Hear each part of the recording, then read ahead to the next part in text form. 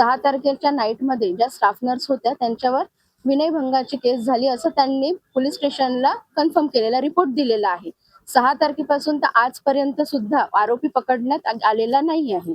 त्यामुळे आम्ही इतके दिवस वाट बघूनही एक महिला कर्मचारी जेव्हा ड्युटीवर कर्तव्य बजावत असते, त्यावेळी त्या स्टाफची सिक्युरिटीची जिम्मेदारी ही प्रशासनाची आहे, हॉस्पिटल प्रशासनाची आहे.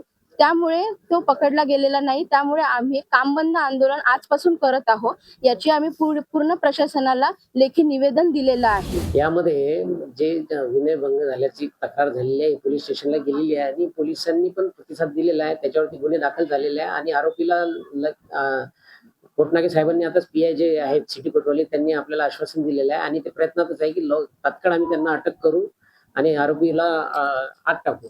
आणि आता आमच्या इथं जी माझी सिक्युरिटी आहे त्यांना पण सूचना केलेल्या आहेत की आणखी आपल्याला जे चांगले स्ट्रिक्ट करता येईल स्ट्रिक्टपणाने हे करावे आणि प्रत्येकाने आय कार्ड देण्यासाठी आपण आधी पण होते आणि आता कोणी बाहेरचे व्यक्ती असे भटकता कामा नये त्यासाठी पोलीस प्रशासनाला त्यांनी पण आश्वासन दिले की आमचे पण पोलीस सिव्हिल ड्रेसमध्ये कॅम्पसमध्ये येतील आणि त्यांच्यावर पण देखरेख करतील. आणि माझ्या कर्मचाऱ्यांना आता मी सूचना दिली की अनोळखी व्यक्तीला कुठल्याही आतमध्ये कुठलं अनोळखी व्यक्तीला प्रवेश देऊ नका.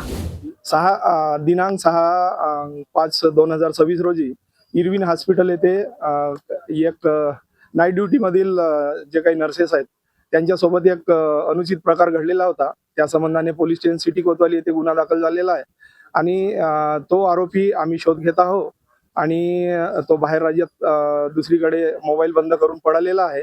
तर आमचे युद्धस्तरावर त्याला शोधण्याचे प्रयत्न सुरू आहेत आणि आज रोजी माननीय सिव्हिल सर्जन साहेब आणि त्यांचे पदाधिकारी आणि नर्सेस युनियनचे पदाधिकारी यांच्यासोबत आताच आमची मीटिंग झाली.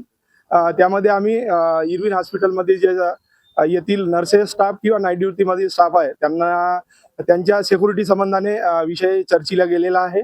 त्यामध्ये पोलिसांकडून सिक्युरिटी आणि इरविन हॉस्पिटल प्रशासन उपाययोजना संबंधाने चर्चा झाली आणि त्याच्यात आम्ही ज्या उपाययोजना करायच्या आहेत त्या उपाययोजना करणार आहोत आणि ज्या काही घटना झाली त्या आरोपीला आम्ही काही दिवसातच अटक करणार आहोत.